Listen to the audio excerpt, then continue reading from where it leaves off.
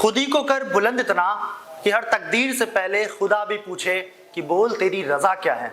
आज से कुछ समय पहले भारत के साइंटिस्ट का अंतरराष्ट्रीय बाजार में बहुत मजाक बनाया जाता था। कहा जाता था कि भारत का स्पेस में जाना महज एक सपना रह जाएगा, लेकिन फिर भारत के इसरो के साइंटिस्ट ने ऐसे ऐसे कारनामे कर दिखाए कि पूरे विश्व के मुंह खुले के खुले रह गए। अभी पिछले साल की तो बात है, हम लोग चंद्रमा के साउथ पोल पे पहुंचे थे।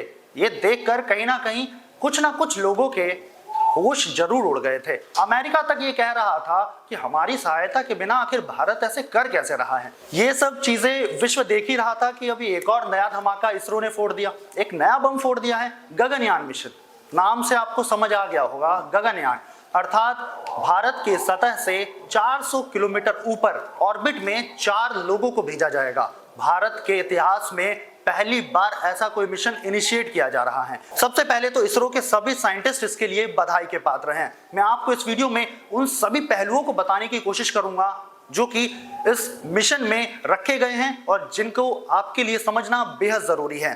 सबसे पहले तो मैं उन चारों जो महानुभावों के नाम आपके सामने प्रस्तुत करता हूं जो कि इस मिशन में पार्टिसिपेट कर रहे हैं। सबसे पहले ग्रुप कैप्टन प्रशांत बालाकृष्णन नायर, अजीत कृष्णन, अंगद प्रताप और विंग कमांडर शुभ्रांशु शुक्ला। ये चारों इंडियन एयरफोर्स के ऑफिसर्स हैं और ये चारों ही ऑफिसर्स भारत के तरफ से जो इसरो का ये मिशन है गगनयान मिशन, इसके तहत भारत की धरती के ऑर्बिट में जाने वाले हैं। इस मिशन के बारे में और चीजें बता दूं कि इन चारों शख्स को 13 महीने की कठिन परिश्रम और ट्रेनिंग से गुजारा जाएगा, जिसके बाद मेंटली और फिजिकली इस तरीके से तैयार किया जाएगा कि ये स्पेस में जाकर उन सभी वातावरण के अनुकूल खुद को स्थापित कर सके। इसके बारे में और आपको जानकारी दे दूं कि प्रधानमंत्री नरेंद्र मोदी इन चारों लोगों से मिले, इन चारों ऑफिसर से मिले और इन्होंने उनको खूब अभिभूत किया, उनका सम्मान किया और उनके चेस्ट पे विंग कमांडर जैसा एक बैज लगाया। उन्होंने इन चारों लोगों को 4 फोर्सेस का नाम दिया और कहा कि ये 4 सिर्फ विंग कमांडर या फिर 4 एस्ट्रोनॉट्स नहीं है, बल्कि ये 4 लोग 1.4 बिलियन भारतीयों की वो विश्वास है जो कि स्पेस तक जाएगी और भारत की इस स्पेस की गूंज को पूरा विश्व सुनने वाला है। आपको बता दूं कि इससे पहले 40 साल पहले कोई भारत का मानव, कोई भारत की तरफ से रिप्रेजेंटेटिव स्पेस में गया था। उनका नाम था राकेश शर्मा। अवश्य आपने इनका नाम जरूर सुना होगा, लेकिन वो मिशन इसलिए भी महत्वपूर्ण था क्योंकि उस समय तक ना भारत के पास खुद की ऐसी व्यवस्थाएं थी कि भारत खुद के मानव को स्पेस तक पहुंचा सके।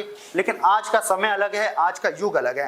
राकेश शर्मा की हम बात कर रहे हैं, अगर उस समय की मैं आपको बात बताऊं तो सैल्यूट 7 स्पेस स्टेशन में उनको भेजा गया था और वो भी जो सोवियत स्पेसक्राफ्ट है उसके माध्यम से उनको वहां तक पहुंचाया गया था। बात करें, तकरीबन 400 किलोमीटर का सफर तय करेगी गगनयान मिशन के तहत जो गगनयान है, और LVM-3 जो व्हीकल है उसको इसमें यूज किया जा रहा है, जिसका पुराना नाम GSLV Mk3 था। ये काफी कहते हैं कैपेबल एक तरीके से व्हीकल होता है और अच्छा खासा वजन भी ये उठा सकता है। इसमें 3 स्टेज के जो हैं हम कह सकते हैं कि फ्यूल्स भरे जाएंगे, लिक्विड स्टेज, सॉलिड स्टेज और क्रायोजेनिक स्टेज।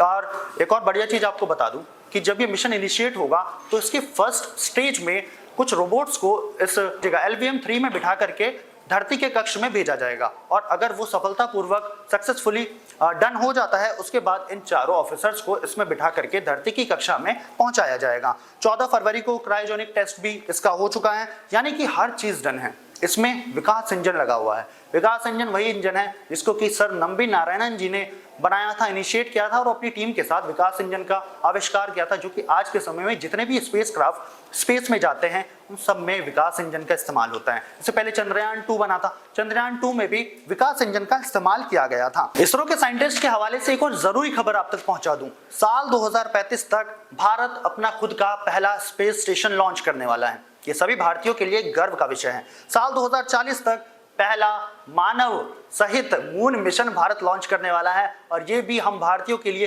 एक बेहद गर्व का विषय है।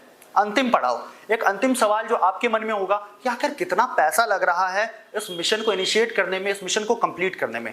9023 करोड़ रुपए अनुमानित ये राशि है। 10,000 करोड़ के आसपास कई जगह आपको फिगर देखने को मिलेगी। तो 9023 करोड़ रुपए जो इसरो के चीफ हैं S सोमनाथ जी, उन्होंने कहा है कि इस मिशन में लगाया जा रहा है।